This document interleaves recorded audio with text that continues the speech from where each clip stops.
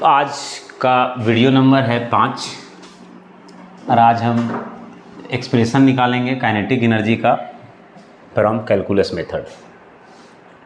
तो जैसा कि हमने पिछले वीडियो में प्रीवियस लेक्चर में हमने डिस्कस किया था कि जब कभी कोई भी वस्तु मोशन में होता है, गति में होता है, तब उस वस्तु में जो एनर्जी होगा, मोशन के कारण जो एनर्जी होगा, उस एनर्जी को हम काइनेटिक एनर्जी कहते हैं। यानी कि किसी ऑब्जेक्ट पे फोर्स लगाया जा रहा है तो वो मूव करेगा, मोशन होगा, एक्सेलरेट होगा, वो एक्सेलरेशन होगा। तो वह ऑब्जेक्ट मोशन में वो कितना काम कर सकता है, तो कोई भी ऑब्जेक्ट जितना काम कर सकता है उसी को हम उसका एनर्जी कहते हैं। मतलब वो जितना काम करने की क्षमता है वही उसका हम एनर्जी कहते हैं। फिर हमने एनर्जी के कई डिफरेंट फॉर्म्स देखे थे, उसमें से था मैकेनिकल एनर्जी। मैकेनिकल एनर्जी यानी कि sum of kinetic energy and potential energy. तो उसमें से हम काइनेटिक एनर्जी देख रहे थे।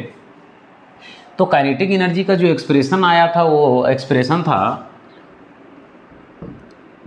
काइनेटिक एनर्जी बराबर हाफ mv²। ये हाफ mv² में हाफ तो नंबर है, m हो गया का मास, m हो गया मास और v हो गया वेलोसिटी। तो इसमें ये स्केलर है, ये स्केलर है, ये वेक्टर है। आप इसको चाहें तो काइनेटिक एनर्जी को मॉडिफाई करके ऐसे भी लिख सकते हैं हाफ m, और इसको लिख सकते हैं आप v.v। तो और v.v लिखेंगे, यानी जब सॉल्व करेंगे तो हम लोग पढ़े हैं कि a.b बराबर होता है a का मैग्नीट्यूड देन b का मैग्नीट्यूड, फिर दोनों के बीच का कॉस और दोनों के बीच का एंगल। यहाँ पर b और v है, दोनों के बीच का एंगल हो जाएगा cos 0 डिग्री। तो इस प्रकार से आप कह सकते हैं ये v.v v² ही है। हाँ, यानी कि काइनेटिक एनर्जी क्या हो गया कि कोई वस्तु पर जब फोर्स लगाया गया तो फोर्स लगाने के बाद उसमें एक्सीलरेशन प्रोड्यूस हुआ, उसका ऑब्जेक्ट का वेलोसिटी में चेंज हुआ। तो वेलोसिटी में चेंज होने के पश्चात वो कितना काम कर सकता है, वही वर्क उसका काइनेटिक एनर्जी है। ठीक, यानी कि आप कह सकते हैं ये हो गया 1/2, m हो गया mass of the body, v को आप वेलोसिटी के हैं या स्पीड के हैं, इसका स्क्वायर। मतलब काइनेटिक एनर्जी निर्भर किस पे करता है, तो मास पे निर्भर करता है, और ये काइनेटिक एनर्जी निर्भर किस पे करता है, square of the speed of the particle. जिस स्पीड से पार्टिकल मूव कर रहा है उस स्पीड पर भी निर्भर करता है। तो फिलहाल ये चीज़ें जो है सो है। अब हम आज के इस लेक्चर में इस पर चर्चा करने वाले थे कि काइनेटिक एनर्जी का जो एक्सप्रेशन है हाफ mv², ये हाफ mv² हम कैलकुलस मेथड से कैसे फाइंड आउट करेंगे सो देखना है। तो मान लिए कि कोई एक हॉरिजॉन्टल फ्रिक्शनलेस सरफेस है, अतः यहाँ पर फ्रिक्शन काम नहीं कर रहा है और इस पर कोई m मास का वस्तु है और यहाँ पर ये विरामावस्था में है, इनिशियल वेलोसिटी 0 है। स्टूडेंट्स, यदि इस पे एक कांस्टेंट फोर्स या फोर्स अप्लाई कर दिया गया F, तब इस वस्तु में डिस्प्लेसमेंट या इसका जो वेलोसिटी बढ़ना प्रारंभ होगा, यानी ये एक्सीलरेट होगा। मान लीजिए कि जैसे कि फोर्स लगाए तो तुरंत ये डिस्प्लेस हुआ, इसका डिस्प्लेसमेंट कंसीडर कर लिए dx। हाँ, तो इस फोर्स ने कितना वर्क किया, यहाँ पर dx क्या है, m क्या है, वस्तु का मास है, dx क्या हो गया, dx हो गया स्मॉल डिस्प्लेसमेंट। और ये डिस्प्लेसमेंट किसके द्वारा किया गया, इस फोर्स ने डिस्प्लेसमेंट किया इस वस्तु पर, इस वस्तु ने इतना डिस्प्लेस हुआ। तो ये स्मॉल डिस्प्लेसमेंट हो गया किसके कारण, बाय द फोर्स F। हाँ, तब इस फोर्स ने जब डिस्प्लेसमेंट करा dx तो वेलोसिटी में चेंज हुआ, 0 वेलोसिटी से अब तो कुछ बढ़ रहा होगा, कुछ तो बढ़ा होगा, यहाँ से यहाँ तक डिस्प्लेस होने में एक्सेलरेट हुआ। हाँ, तो हम dx डिस्प्लेसमेंट के दरमियान इस फोर्स ने कितना वर्क किया, तो वर्क बराबर हम पढ़ते रहे हैं फोर्स इनटू डिस्प्लेसमेंट। हाँ, तो यदि डिस्प्लेसमेंट स्मॉल है तो वर्क भी स्मॉल होगा। फोर्थ तो एफ ही लग रहा है। और हम न्यूटन का दूसरा गति नियम से पढ़े हैं, Newton's second law of motion. Newton का दूसरा गति नियम से हमने क्या सीखा है, F बराबर ma। यदि किसी वस्तु पर इम्बैलेंस फोर्स लग रहा है तो वहाँ एक्सेलरेशन प्रोड्यूस होगा, F बराबर ma। तो इसमें पुट कर दें आप तो ये dw बराबर क्या हो जाएगा, F बराबर हो गया ma और dx। अच्छा, एक्सेलरेशन हम किसे कहते हैं, एक्सेलरेशन कहते हैं rate of change of velocity को एक्सेलरेशन कहते हैं, ठीक। और इसको हम मॉडिफाइड फॉर्म में लाएं तो ये मॉडिफाई कर सकते हैं, ये dv टर्म है और क्या करें आप dx से डिवाइड भी कर दिए और मल्टीप्लाई भी कर दिए। ये हो गया कितना आपका, देख लीजिए dv बाई dt dx से। ऐसा हमने क्यों किया, ताकि ये जो टर्म है ये हट जाए, वर्क बराबर एनर्जी आ जाएगा। ये मास तो रहेगा, एक्सेलरेशन से वेलोसिटी में हम कन्वर्ट कर देंगे, ये टर्म को हटाना होगा। तो उसके लिए हमने क्या किया, ए को इस तरह से कुछ लिखा। अब इस इक्वेशन में आ जाइए तो हम पाते हैं कि ये हो गया dw इक्वल टू m रह गया और a बराबर निकल करके क्या आया, dv by dx into dx by dt। और यहाँ क्या हो गया आपका dv बाई dx और dx बाई dt, और फिर यहाँ हो गया क्या dx। तो ये हो गया dw और एक dx और ये dx निकल लिया, यहाँ हो गया m dv और यहाँ क्या है dx बाई dt। अच्छा, तो dw इक्वल्स यहाँ क्या है m, और आप गौर से देखिए dx बाई dt है डिस्प्लेसमेंट बाई टाइम, तो इसको हम कह सकते हैं कि ये वेलोसिटी है। dx बाई dt वेलोसिटी हो गया और ये dv तो है ही, स्मॉल चेंज इन वेलोसिटी। यानी कि जब हमने F फोर्स लगाया और पार्टिकल में थोड़ा सा डिस्प्लेसमेंट जब हम कंसीडर कर रहे थे तो वर्क डन कितना था dw, और इसी का यदि फॉर्मेट थोड़ा सा अरेंज करने के बाद dw बराबर आ गया mv dv। तो जब फोर्स लगाया गया तो इसका इनिशियल वेलोसिटी 0 था, इससे बढ़ करके मान लें कि वेलोसिटी 0 से कहाँ तक हो गया, v तक हो गया। m मास वाले वस्तु पर जब F फोर्स लगाया गया, मान लीजिए कि उसका वेलोसिटी बढ़ के कहाँ तक हो गया, 0 से v तक हो गया।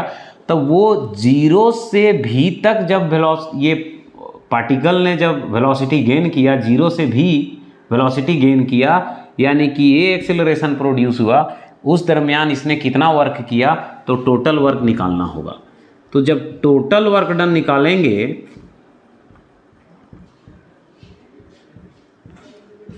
तो इसी को हम इंटीग्रेट कर देंगे। लेकिन इंटीग्रेट करते समय हमको ध्यान रखना है लिमिट डेरिवेटिव का, वेलोसिटी कहाँ से कहाँ तक, फाइनल वेलोसिटी v तक।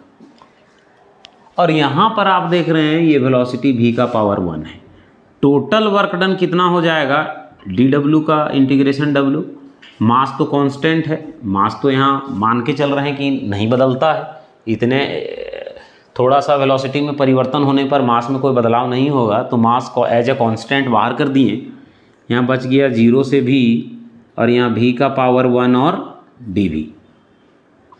हाँ, तो यहाँ से आप देखें तो ये हो गया वर्क बराबर m और v का इंटीग्रेशन हो जाएगा v स्क्वायर बाई 2। क्लियर। तो वर्क बराबर क्या निकल करके आ रहा है, वर्क बराबर हो गया m बाई 2, ये 2 को बाहर शिफ्ट कर लिए, अंदर में क्या बचा v स्क्वायर,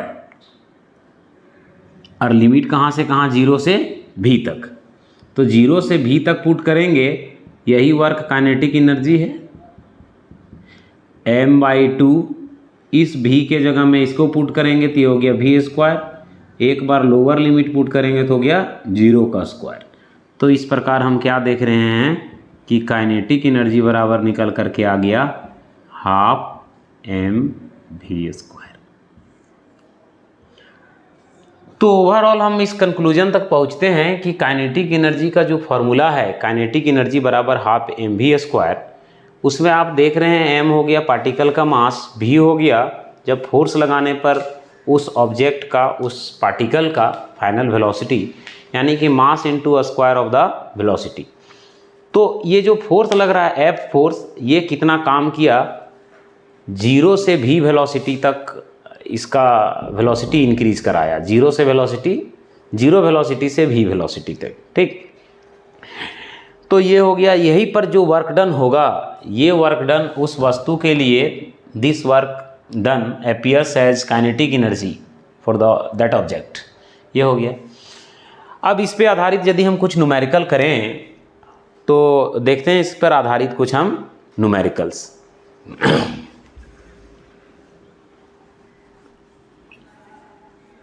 फॉर्मूला तो काइनेटिक एनर्जी का यही है, ½mv², या मोमेंटम से रिलेटेड हो तब p²/2m।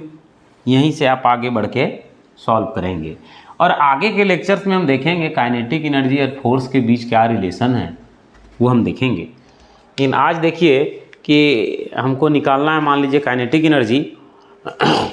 मान लीजिए एक क्वेश्चन कि कैलकुलेट द काइनेटिक एनर्जी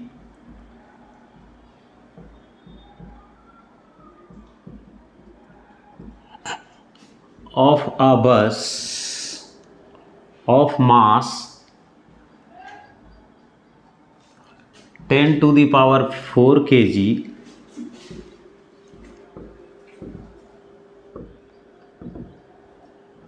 मान लीजिए कि कोई बस है, उसका काइनेटिक एनर्जी निकालना है और उस बस का मास कितना दिया हुआ है, 10⁴ kg, और ये कितना स्पीड से घूम रहा है, 10⁸ km/h। क्लियर। तो किसी बस का मास दिया हुआ है, उसका स्पीड दिया हुआ है। सॉल्यूशन गिवन क्या क्या है, गिवन है कि आपको काइनेटिक एनर्जी निकालना है। मास ऑफ द बस दिया हुआ है बच्चों 10⁴ kg, 10,000 किलो, और इसका स्पीड दिया हुआ है 10⁸ km/h। इसको मीटर पर सेकंड में बदल दें, 10⁸ किलोमीटर के मीटर में बदलने पर पाते हैं 1000 मीटर, नीचे है आवर, इसको सेकंड में बदलें 60 × 60 सेकेंड, यानी कि हो गया 1 0 से इसको रिड्यूस कर लें, हाँ। अच्छा 108 km/s, 108 km/h है ये। तो ये हो जाएगा कितना, आपका वेलोसिटी निकालिएगा, ये 108 है, 10⁸ तो बहुत ही ज़्यादा हो जाएगा, तो ये 108 km/h था। v बराबर हो जाएगा, ये इसको रिड्यूस करिए, हो गया 108 × 10 बटे हो गया 6 × 36 मीटर/s। 36 या 108 30 मीटर/s। अब आपको निकालना है काइनेटिक एनर्जी। काइनेटिक एनर्जी का फॉर्मूला ½mv²। हाफ मास कितना है, 10⁴ kg, वेलोसिटी कितना आया 30 का स्क्वायर, इसको रिड्यूस कर दिए 15, मल्टीप्लाई किए, ये कितना हो गया 450 × 10⁴ जूल। स्टैंडर्ड फॉर्म में लिखने जाएंगे तो हो जाएगा 4.5 × 10⁶ जूल। तो इस प्रकार से यदि आप न्यूमेरिकल करने जाएं तो सबसे पहले पढ़ें कि क्या क्या दिया हुआ है और क्या क्या उसमें मिसिंग है, उसी हिसाब से आप सॉल्व करें। तो इस प्रकार काइनेटिक एनर्जी का यदि एक्सप्रेशन हम देखते हैं जो ½mv² है, वो एक्सप्रेशन किस प्रकार से आया, एक तो हम लोग देख लेंगे अपना 1 डायमेंशनल मोशन के हिसाब से। अच्छा दूसरे केस में जो हम लोग कैलकुलस मेथड से कैलकुलेट किए उसमें देख लीजिए, फिर हम लोगों ने देखा कि काइनेटिक एनर्जी और लीनियर मोमेंटम के बीच का रिलेशन। अब इस पे आधारित न्यूमेरिकल्स भी हम करेंगे और आगे के लेक्चर्स में हम देखेंगे कि वर्क और एनर्जी, एक्चुअली में वर्क और एनर्जी इक्विवेलेंट टर्म्स हैं, लेकिन वर्क और एनर्जी के बीच का एक जो रिलेशन है, वर्क एनर्जी थ्योरम या वर्क एनर्जी प्रिंसिपल, वो नेक्स्ट क्लास में हम देखेंगे वर्क एनर्जी थ्योरम। तो वर्क एनर्जी थ्योरम कुल मिलाकर के है क्या, जिसे हम लोगों ने अभी हमने क्या कहा, जैसे कि कोई भी वर्क हो या कोई भी एनर्जी हो, इस संदर्भ में हम लोग इक्विवेलेंट कहते हैं कि दोनों के एनर्जी या दोनों के डायमेंशंस सेम होते हैं। क्लियर। अब इस पे आधारित जो भी न्यूमेरिकल्स होगा आप कर लीजिएगा। नेक्स्ट वीडियो में हम डिस्कस करेंगे वर्क एनर्जी थ्योरम। आज के वीडियो में इतना ही रहने दीजिए।